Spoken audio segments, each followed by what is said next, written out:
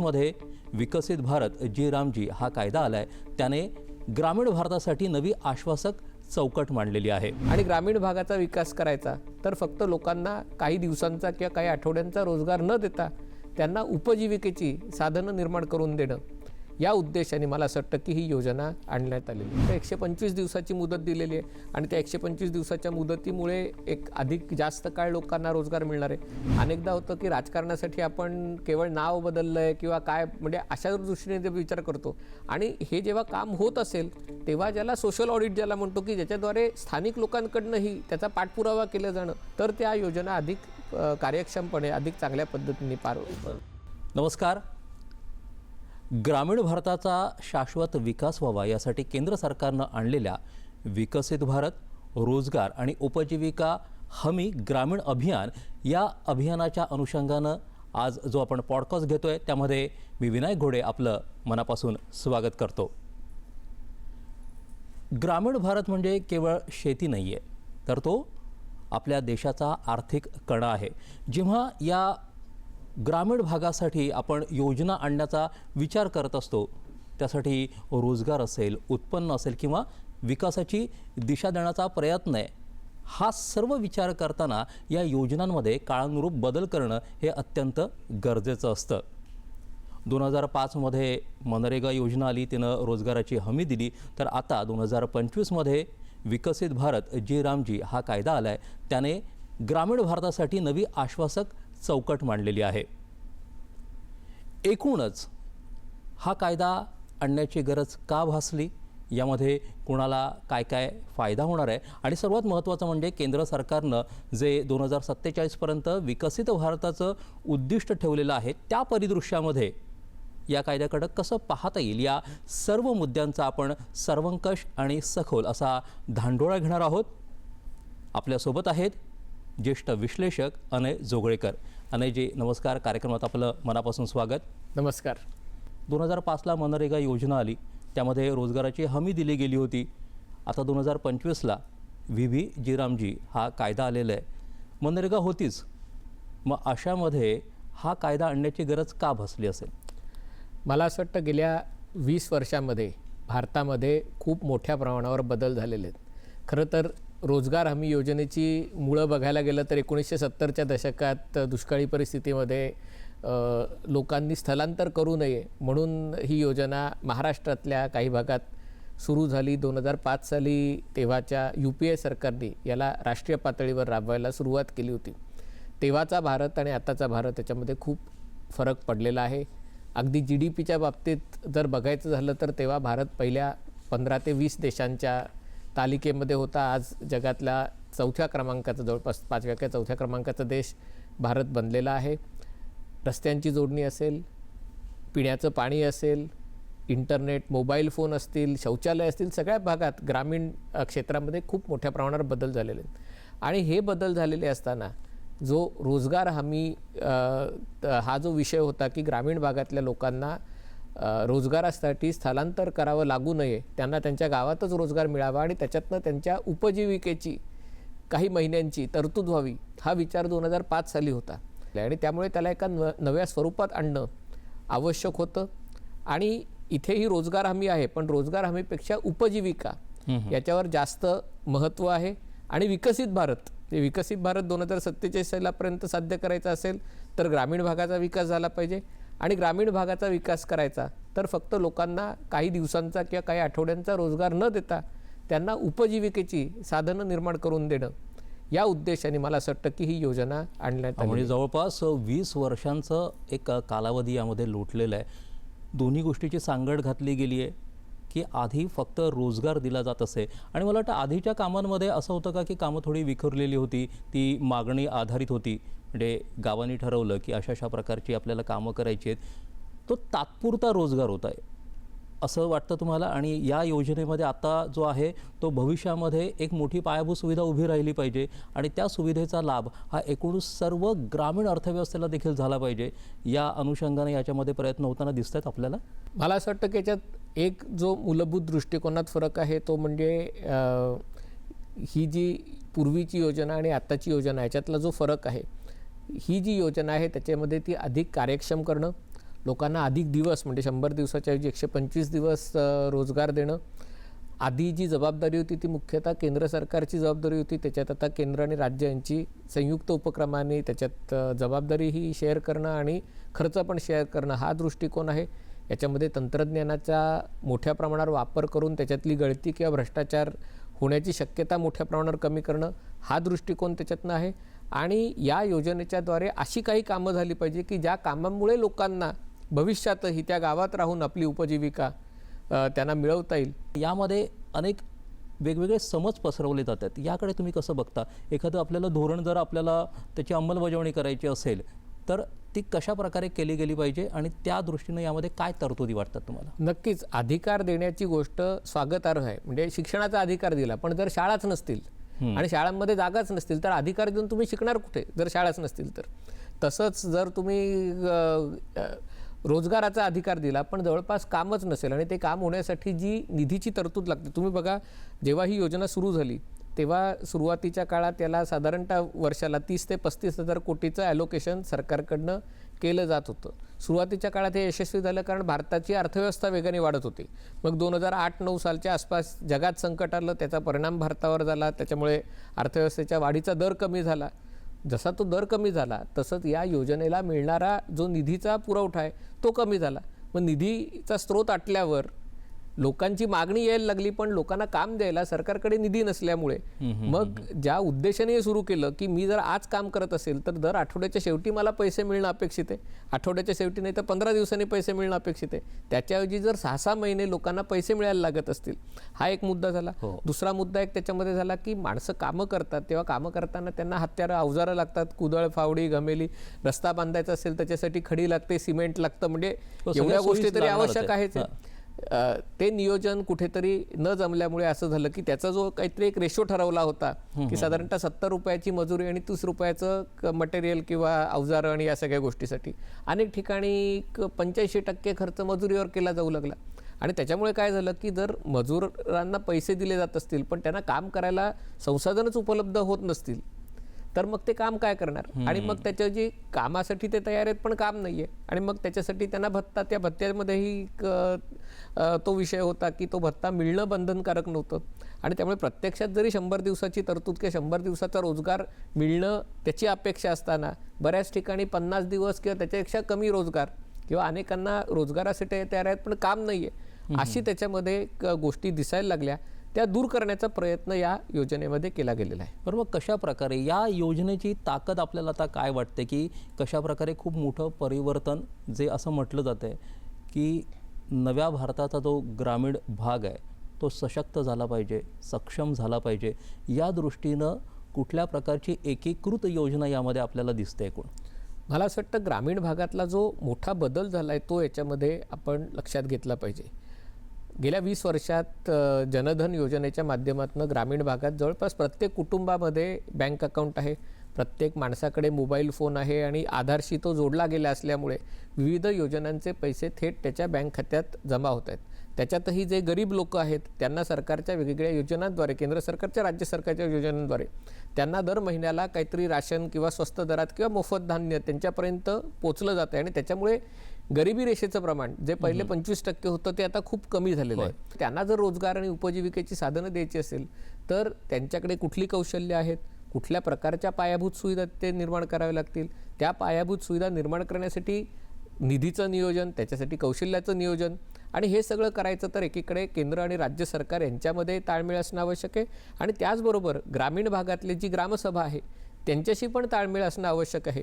आणि म्हणून मला असं वाटतं की या योजनेचा साधारणतः ढाचा असा आहे की केंद्र सरकारने काही मानकं निश्चित केलेली आहेत की या योजनेच्या अंतर्गत कोणत्या क्षेत्रांवर आपल्याला भर द्यायचा आहे. म्हणजे याच्यामध्ये जलसंधारणावर भर द्यायचा आहे, याच्यामध्ये ग्रामीण भागातल्या पायाभूत सुविधा अधिक सशक्त करण्यावर भर द्यायचा आहे, अनेक ठिकाणी आता आपण बघतोय पावसाळा 4 महिने पूर्वी असायचा तो आता 6 महिने 7 महिने पाऊस पडतो. उन्हाळ्यामध्ये प्रचंड सगळं तापमान हवामानच वाढते. बदलून गेलेलं दिसतंय कोण. त्या बदलामुळे ग्रामीण भागामध्ये त्याला तोंड द्यायचं असेल तर काहीतरी व्यवस्था करायला पाहिजे, धान्य साठवण्याची व्यवस्था करायला पाहिजे आणि त्यामुळे अशा सुविधा तयार करण्यासाठी म्हणजे लोकांना रोजगार अशा क्षेत्रात द्यायला पाहिजे की ज्याच्याद्वारे ग्रामीण भागापुढची जी आव्हानं आहेत ती आव्हानं ग्रामीण भागाला पेलता येतील. आणि त्यामुळे हे सगळं करायचं तर ते नियोजन पद्धतीनं केलं पाहिजे.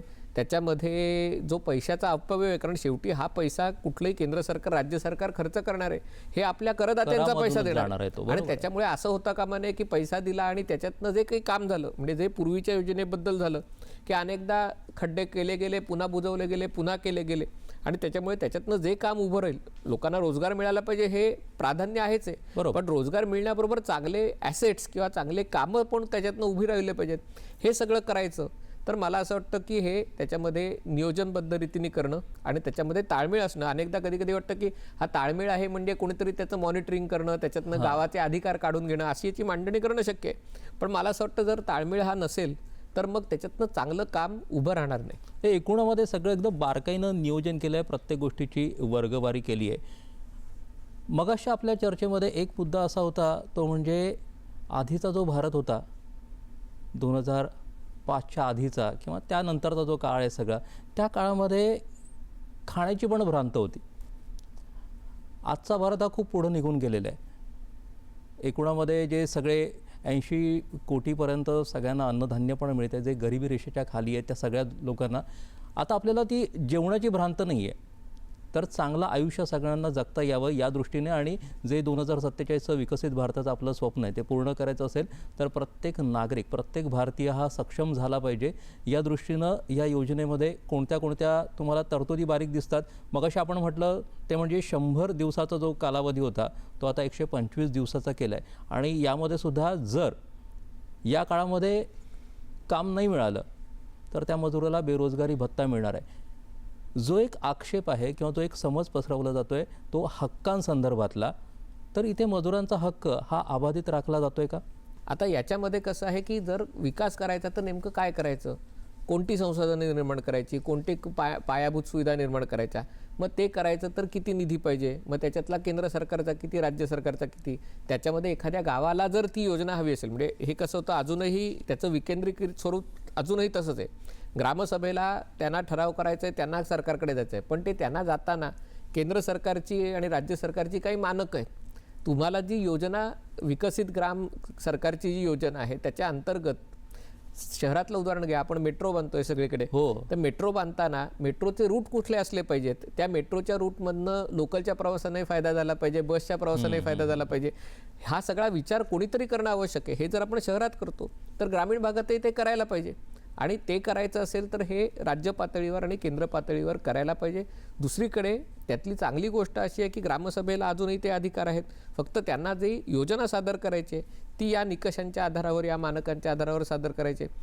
देशातला विकास झालेला आहे गेल्या 20 वर्षात, त्याच्यातही बऱ्याच ठिकाणी विकासाचा वेग वेगवेगळा राहिलेला आहे. महाराष्ट्रासारखे राज्य जिथे 50% लोकांचं शहरीकरण झालेलं आहे, अनेक राज्य बिहार असेल, बंगाल असेल जिथे शहरीकरणाचा वेग कमी आहे, जिथे गरिबीचं प्रमाण जास्त आहे आणि त्यामुळे रोजगार म्हणजे मनरेगासारखी योजना राबवताना एका प्रकारे त्याच्यात एक जी त्रुटी होती ती अशी होती की सगळ्यांना समान पातळीवर बघण्यात आलेलं आहे. म्हणजे तुम्ही पण बघितलं असेल अगदी लेह लडाखमध्येही हर घर जल से नल, जल जीवन मिशनच्या अंतर्गत कामं झालेली आहे. आता लडाखमध्ये नळपाणी योजना सुरू करणं आणि कोकणात नळपाणी योजना सुरू करणं याच्यासाठी लागणारा खर्च, याच्यासाठी लागणारं संसाधनं आणि त्यामुळे याचं नियोजन आपण करत असतो तेव्हा स्थानिक परिस्थिती, तिचा विकास किती झाला आहे, तिथे खर्च किती आहे, तिथे लोकांची कौशल्यांची काय परिस्थिती आहे, यानुसार जर त्याचं नियोजन केलं गेलं तर मला असं वाटतं की त्याच्यातनं मिळणारं फळ आहे, त्याच्यातनं मिळणारे रिझल्ट्स आहेत ते अधिक चांगल्या पद्धतीने मिळू शकतात.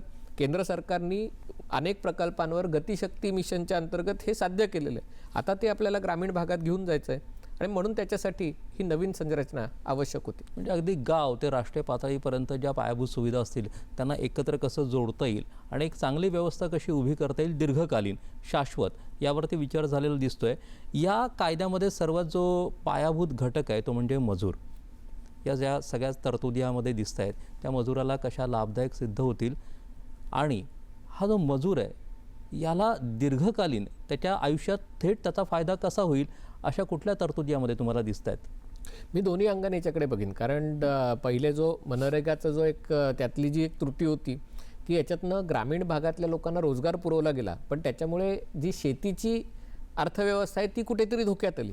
कारण अनेकदा असं व्हायचं, ग्रामीण भागात अनेकदा असं असतं की लोकांना 2 वेळेला जेवढे पैसे मिळाले तर अधिक पैसे नाही मिळाले तरी चालतील, असा दृष्टिकोन कधी कधी होऊ शकतो. आणि त्याच्यामुळे कसं झालं की या रोजगार हमी योजनेमुळे आणि ती शेतीच्या हंगामाच्या काळात ती योजना राबवली गेल्यामुळे शेतकऱ्यांना मजूर मिळणं अवघड झालं. आजही आपण महाराष्ट्रात अनेक ठिकाणी बघतोय, नेपाळहून किंवा इतर कुठून भागातनं शेतमजूर त्यांना आणावं लागतं. या योजनेमध्ये तो एक ती गोष्ट लक्षात आणून त्यानुसार बदल करण्याचा प्रयत्न केला आहे. ती म्हणजे 60 दिवसामध्ये शेतीचा जो हंगामाचा दिवस आहे ते राज्याला ठरवू दे की कुठल्या भागात कुठला हंगाम आहे, पण त्या 60 दिवसात ही योजना लागू होणार नाही. दुसरी गोष्ट, 125 दिवसाची मुदत दिलेली आहे आणि त्या 125 दिवसाच्या मुदतीमुळे एक अधिक जास्त काळ लोकांना रोजगार मिळणार आहे. तिसरी गोष्ट आहे, लोक कामं करत असतील तर त्यांना लगेचच्या लगेच पैसे मिळाले पाहिजेत. ते 15 दिवसाच्या आतमध्ये, खरं तर दर आठवड्याला, पण अगदी उशिरात उशिरा 15 दिवसात पैसे देणं बंधनकारक केलेलं आहे. ते पैसे पुन्हा थेट त्यांच्या बँक खात्यामध्ये जमा होणार आहेत. आणि या सगळ्याचं आर्टिफिशियल इंटेलिजन्स किंवा सोशल ऑडिटच्या माध्यमातून मॉनिटरिंग करणं. कारण आधी कसं व्हायचं की मनरेगाच्या बाबतीत असं काही ठिकाणी दिसून आलं होतं की जर यंत्रांनी काम करणं स्वस्त असेल तर मग मजुरी का द्यायची, आणि म्हणून कंत्राटदारांनी काय केलं तर कागदावर मजुरांना पैसे दिले, पण प्रत्यक्षात यंत्र लावून काम करून घेतलं. आणि त्याच्यामुळे जे काम झालं जिथे फायदा पोचायला पाहिजे होता तो झाला नाही. म्हणजे कागदावर दिसलं की मजुरांना पैसे मिळाले, पण प्रत्यक्षात लोकांना पैसे मिळाले नाहीत. प्रत्यक्षात ज्याला घोस्ट वर्कर्स म्हणतात, केवळ कागदावर नाव असलेले, त्याच्यामध्ये आता सगळ्या गोष्टी आधार लिंक्ड आणि बायोमेट्रिक्स रिलेटेड आहेत. त्याच्यामध्ये जिओ टॅगिंग वगैरे मोदी सरकारने या योजना या बदल केले होते.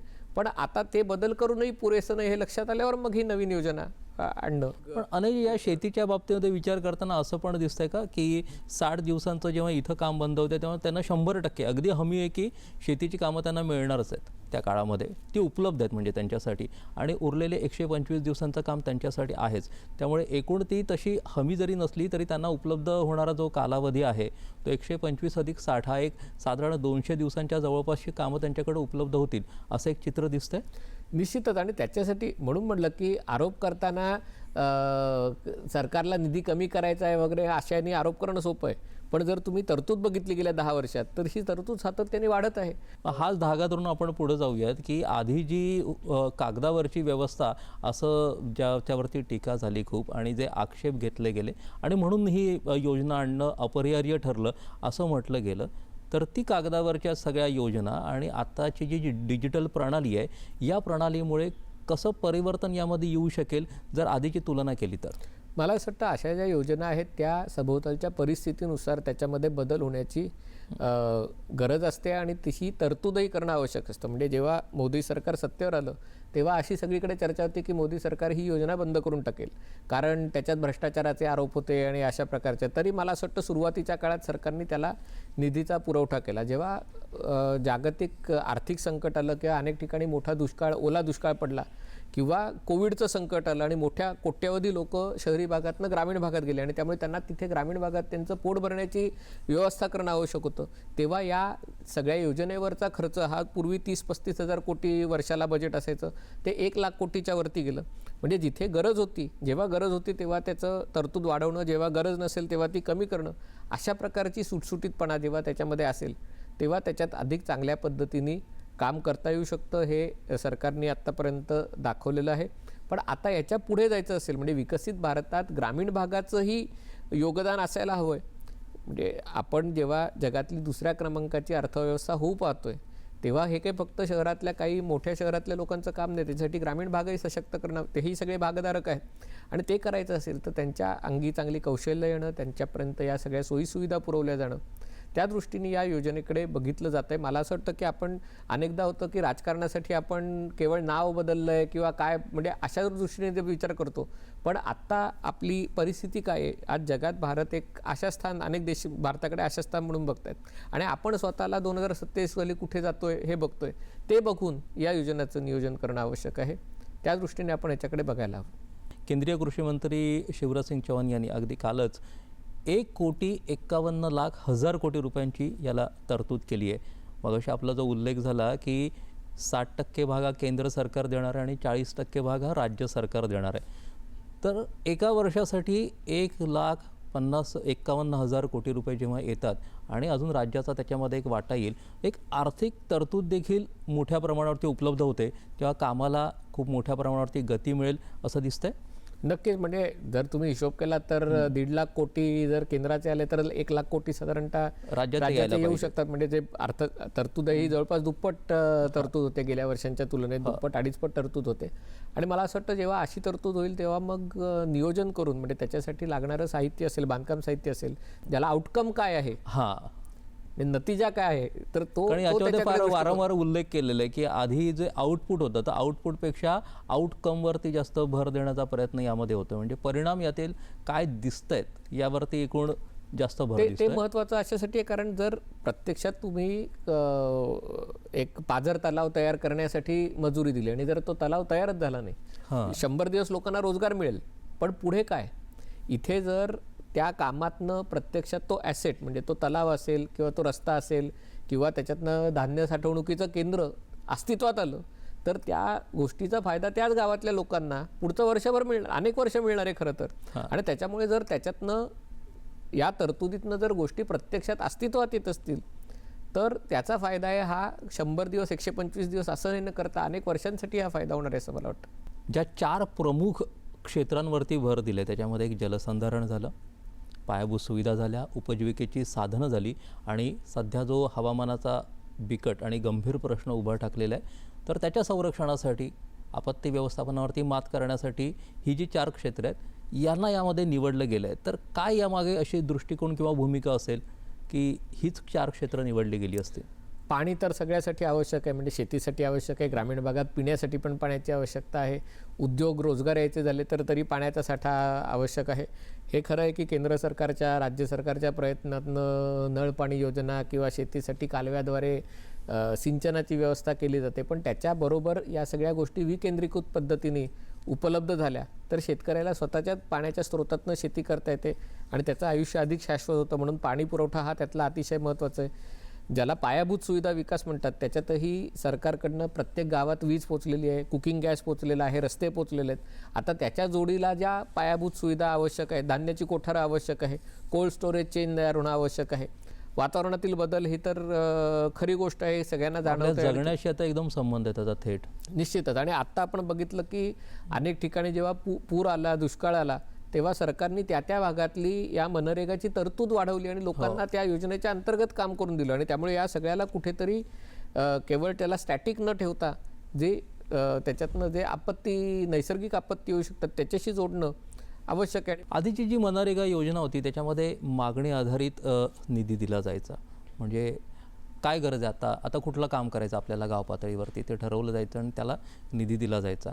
आता मात्र एक वेगळी पद्धत यामध्ये काढलेली आहे ती म्हणजे नॉर्मेटिव्ह फंडिंग.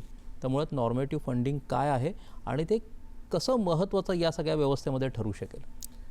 नॉर्म म्हणजे एका प्रकारे निकष किंवा मानकं. सरकारने कुठल्या, म्हणजे हे सगळं करताना आधी देशात सगळ्यात जास्त गरज, राज्यामध्ये सगळ्यात जास्त मागास जिल्हे कुठले आहेत, जिथे नक्षल किंवा अशा प्रकारची समस्या आहे, जिथे आदिवासी बहुल जिल्हे आहेत याचं वर्गीकरण करणं, तिथले दुर्गम जिल्हे किती आहेत, तिथे पायाभूत सुविधा निर्माण करण्याचा खर्च, तिथे रोजगार देण्याची गरज आणि जे शहरांजवळचे, मोठ्या शहरांजवळचे जिल्हे आहेत, तिथली गावं आहेत, तिथे गरज, याच्यामध्ये फरक आहे. म्हणजे अशा प्रकारची मानकं तयार करणं आवश्यक आहे. त्याच्यातनं काय तुम्हाला साध्य करायचं आहे. आणि मला असं वाटतं हे एक नल से जल या योजनेमध्ये हे केलं गेलं की ग्रामीण भागाला एकत्र बसून योजना तयार करायची की आपल्या गावात पाणी पुरवठा करायचा असेल नळांनी तर तो सगळ्यांच्या घरी पाणी गेलं पाहिजे. मग त्याच्यासाठी ग्रामीण भागातनंही काही कॉन्ट्रीब्युशन काढलं गेलं पाहिजे, कारण पाणी फुकटात मिळणार नाही, त्याच्यासाठी लोकांना पैसे भरायचे, ती योजना स्वतः लोकांना त्याचं व्यवस्थापन करायचं आहे. अशा पद्धतीने जर सहभाग असला आणि मग त्याचं सोशल ऑडिट, आणि म्हणून हे जे नॉर्मेटिव्ह फंडिंग आहे त्याच्यासाठी निकष करायचे आणि तुम्हाला जी योजना सादर करायची सरकारकडे विकसित ग्राम योजनेच्या अंतर्गत ती या निकषांमध्ये बसली तर याला हे फंडिंग केलं जाईल. म्हणजे न्याय्य वाटप होईल सगळीकडे होईल. म्हणजे त्याच्यावर टीका करताना असं म्हटलं होतं की हे पैसे न देण्याचं एक कारण आहे, पण मला त्याच्यात तथ्य वाटत नाही. पैसे न द्यायला काही कारण नाही आहे. फक्त जे पैसे दिले जातील ते योग्य पद्धतीने खर्च केले जातात का हे तपासणं हे कुठल्याही तुम्ही बँकेत कर्ज घ्यायला गेलात, कुठेही तुम्ही तरी सगळे निकष तुम्हाला फॉलो करावेच लागतात. तर त्यामुळे या योजनेत केलं त्याच्यात काही चूक आहे असं मला वाटत नाही. बरोबर. केंद्र सरकार म्हणजे केंद्रीय पातळीवरती याचं सगळं नियोजन राहील आणि त्याचा सगळं काही ताबा असेल तो वरती राहील असं म्हटलं जातं आहे. पण जर तरतुदी पाहिल्या तर यामध्ये ग्रामसभेला कामं कुठली घ्यायची आहेत, कामं काय करायची आहेत, कशाप्रकारे अहवाल तयार करायचा आहे, या सगळ्याचे अधिकार ग्रामसभेला दिलेले आहेत. आणि त्याच्यावरती लक्ष ठेवण्यासाठी म्हणून जिल्हा पातळीवरचं प्रशासन असेल किंवा राज्य पातळीवरचं प्रशासन असेल, या सगळ्यांना यामध्ये गुंतवून घेतलेलं आहे, त्यांना जोडून घेतलेलं आहे. आणि शेवटी गतिशक्ती असेल किंवा केंद्र सरकारच्या पातळीवरची ज्या कुठल्या व्यवस्था आहेत, तर ही गाव पातळी ते राष्ट्रीय पातळीपर्यंत ही जी सगळी व्यवस्था उभी केलेली आहे, यामध्ये ग्रामसभा आणि जो गावातला माणूस आहे त्याच्या ताकदीकडे तुम्ही कसं बघताय? मला असं वाटतं की ही जी या योजनेवर टीका करताना असं हे केलं जातं की जे आधी ग्रामीण भागातलं त्या गावाला जे स्वातंत्र्य होतं स्वतःच्या रोजगारासाठी स्वतः योजना बनवण्याचं, ते कुठेतरी हिरावून घेण्यात आलेलं आहे.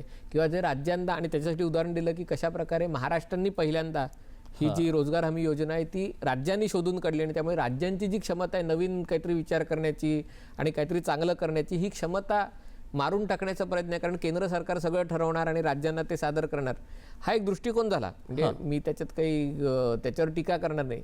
तर त्यामुळे म्हणून मला असं वाटतं की याच्यामध्ये केंद्र सरकार त्या भागात नेमका कोणता विकास करत आहे, राज्य सरकार काय करत आहे, ग्रामीण भागातनं ग्रामपंचायत स्तरावर काय जाते, आणि त्यामुळे याचं नियोजन करणं हे कोणीतरी आपल्यावर अंकुश ठेवतोय किंवा कोणतरी आपलं स्वातंत्र्य हिरावून घेतोय अशा पद्धतीने बघता कामा नये.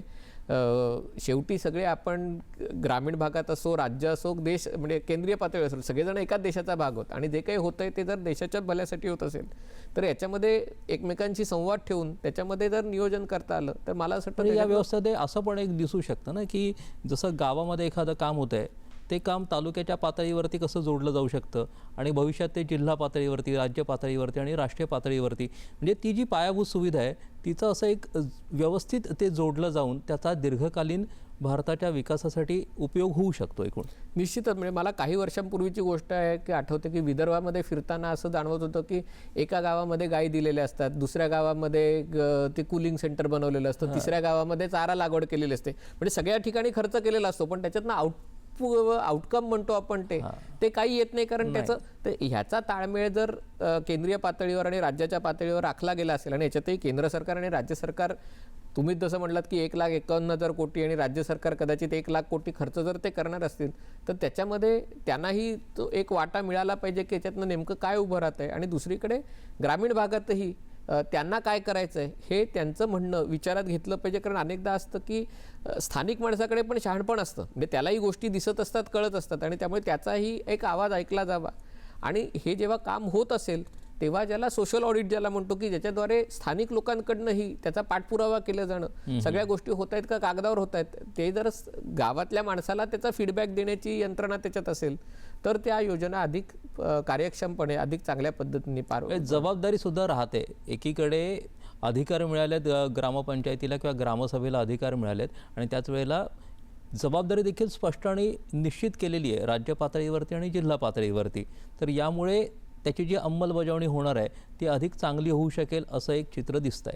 निश्चितच. म्हणून म्हटलं की सोशल ऑडिट हे अतिशय महत्त्वाचं आहे. पूर्वी बघा गावागावात तलाव असायचे, पाझर तलाव असायचे, बारवं असायची, त्याची स्वच्छता राखणं, त्याच्यातलं पाणी कोणी जास्त घेणार नाही, दुष्काळाच्या वेळात सगळेजण, हे सगळी गावाची जबाबदारी असायची. आणि राजस्थानमध्ये, गुजरातमध्ये तुम्ही विहिरी बघा, असे चांगले पायऱ्यांच्या विहिरी आहेत आणि सगळं गाव मिळून त्या तलावाची स्वच्छता राखायचं. एकदा आपण मधल्या काळात असं केलं की सगळं जर केंद्र सरकारची किंवा राज्य सरकारची जबाबदारी, मग लोक त्याच्यात कचरा टाकायला लागले सगळे, तुम्ही बघा. त्यामुळे ग्रामीण भागात ही याच्यातनं तयार होणारा ॲसेट हा आपल्या सगळ्यांचा आहे आणि त्याचे चांगलं राखण्याची जबाबदारी आपली आहे. ही जबाबदारी त्याच्यात केली किंवा एखादं काम होत नसेल, त्याच्यात काही अडचण असेल तर ते रिपोर्ट करायचं, आणि त्याच्यासाठी आर्टिफिशियल इंटेलिजन्स, त्याच्यासाठी जिओ टॅगिंग, हे सगळं इथे मला असं वाटतं सोशल ऑडिटिंगच्या माध्यमातून समजा एखादं काम योग्य रीतीने होत नसेल तरी स्थानिक माणसाला त्याच्याबद्दल एक फीडबॅक देण्याची, त्याच्याबद्दल संदेश देण्याची व्यवस्था, त्या कामाबद्दल आपल्याला आपलेपण पण वाटलं पाहिजे, उत्तरदायित्व देखील वाटलं पाहिजे, जबाबदारी पण वाटली पाहिजे. त्या अंमलबजावणीचं तुम्ही सांगत होता त्यामध्ये आत्ता याच्यामध्ये जे जिओ टॅगिंग झालं, AI प्रणाली झालं, डिजिटल व्यवस्था यामध्ये आणली आहे, त्याचा अंमलबजावणीमध्ये कसा चांगला उपयोग होऊ शकेल असं वाटतं? हे सगळं आपण टप्प्याटप्प्याने होत गेलं. म्हणजे आपण बघितलं असेल जेव्हा योजना सुरू झाली तेव्हा त्याचं पैसे कशा प्रकारे वाटायचे आणि या सगळ्या गोष्टींचे काही निकष नव्हते. मग देशात आधार कार्ड आलं, आधार कार्ड जायला लागलं, मग ज्याला डिजिटल पब्लिक इन्फ्रास्ट्रक्चर, त्याच्या माध्यमातून मोदी सरकारच्या काळात जनधन योजनेच्या अंतर्गत बँक अकाउंट उघडली गेली आणि बँकेद्वारे पैसे दिले गेले. तसंच जे काम होतंय ते कुठे नेमकं काम करताय, म्हणजे तलाव बांधताय, रस्ता बांधताय, तो कुठे बांधताय, त्याचं जे सॅटेलाईट आणि GPS माध्यमातून लोकेशन हे करून केंद्र सरकारच्या, राज्य सरकारच्या कंट्रोल रूममधनं एकाच दिवशी लक्षात यायचं की देशभरात कुठे कुठे किती प्रकल्पांवर काम चालू आहे, त्याच्यातनं काय होतंय. आता त्याच्याही एक पाऊल पलीकडे जाऊन त्याच्यात जे नवीन तंत्रज्ञान आहे, आर्टिफिशियल इंटेलिजन्स आहे, त्याचा वापर केला तर मला असं वाटतं की हे अधिक चांगल्या पद्धतीने हे होऊ शकेल. गतिशक्ती योजनेचा उद्देशच तेच आहे की अशा प्रकारचे प्रकल्प बघून त्याच्यातनं परिणाम किती होणार आहे, फायदा किती होणार आहे समाजाचा, ते बघून त्याला अधिक बळ देणं, त्याला कदाचित अधिक निधी देणं, त्याच्यासाठी जर काही कोणी रोडा हे तयार करत असेल तर त्याला अटकाव करणं, हे सगळं राष्ट्रीय पातळीवर आणि राज्य पातळीवर होत होतं, ते आता ग्रामीण पातळीवर जातं. ही अतिशय चांगली गोष्ट आहे. यातला एक खूप मोठा आणखीन जो पसरवला जातोय ना सध्या समज, तो म्हणजे केंद्र सरकार आणि राज्य सरकारचा याच्यामधला निधीचा वाटा. तर राज्य सरकारवरती जास्त भार टाकला जातोय का, आणि रोजगार देणं ही राज्याची पण एक मूलभूत अशी जबाबदारी असते, आणि मुळात जेव्हा ही अशी मोठी कामं उभं राहतील तेव्हा राज्याला देखील याचं श्रेय मिळणारच आहे भविष्यामध्ये. निश्चितच हे का केलं गेलं, म्हणजे एकीकडे राज्याला जबाबदारी देणं हे महत्त्वाचं आहे, पण याच्या आधी हे का लक्षात आलं, कारण पहिली जी महात्मा गांधी रोजगार हमी योजना जी होती त्याच्यात असं लक्षात आलं की त्याच्यासाठी जो मजुरीचा पैसा आहे तो सगळा केंद्र सरकार देत होतं, पण त्याच्यामध्ये जे साहित्य किंवा मटेरियल आणि इतर या गोष्टी होतात त्याच्यात राज्य सरकार वाटा उचलणं अभिप्रेत होतं. पण त्याच्यात अनेक राज्य की तो वाटा उचलायचे नाहीत आणि मग 80% 83% हा मजुरीवर जायचा आणि त्याचा परिणाम त्याच्यातनं उभ्या राहणाऱ्या कामावर व्हायचा. आणि त्याच्यामुळे इथे राज्य सरकारला जास्त जबाबदारी दिली असली तरी त्याच्यातनं असं होईल की ज्या योजना सादर केल्या जातील, जी गावं निवडली जातील, जे प्रकल्प पुढे केले जातील ते सुयोग्य असे असतील, त्याच्यामध्ये उगाचच लोकानुनय करण्यासाठी काहीतरी सुरू केलं आहे असं होणार नाही याची तजवीज केलेली आहे. आणि जे आपण एकीकृत व्यवस्थेबद्दल सारखं बोलतोय, तर यामध्ये सर्वात महत्त्वाचं म्हणजे एक राष्ट्रीय पायाभूत सुविधा स्टॅक असा निर्माण केलेला आहे. या स्टॅकमुळे जे आपलं एक स्वप्न आहे 2047पर्यंत विकसित भारत घडवण्याचं, तर त्या दिशेने ही सगळी व्यवस्था कशी आपल्याला लाभदायक ठरू शकते असं वाटतं. एक स्टॅक तयार करणं म्हणजे काय आहे, तर देशाच्या विकासासाठी ग्रामीण भागात कोणत्या प्रकारच्या सुविधा तयार केल्या गेल्या पाहिजेत, सध्या कुठल्या सुविधा आहेत, त्या कशा निर्माण केल्या पाहिजेत, त्याचं नियोजन, त्या बनत असतील तर त्याचं मॉनिटरिंग, या सगळ्या गोष्टी जर डिजिटल पद्धतीने किंवा एक त्याला कमांड अँड कंट्रोल सेंटरच्या साह्याने तयार केल्या गेल्या तर त्या अधिक कार्यक्षमपणे अधिक लवकरात लवकर पूर्ण होऊ शकतील.